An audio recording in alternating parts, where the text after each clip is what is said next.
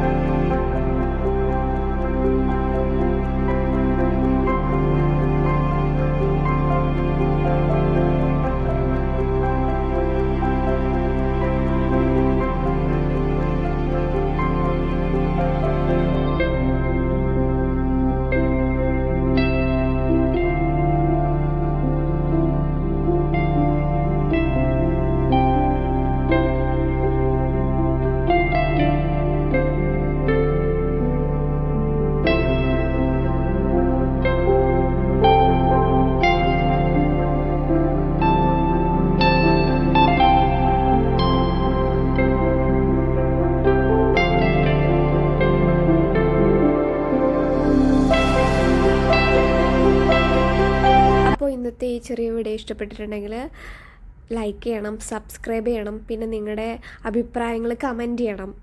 അപ്പോൾ okay, bye guys.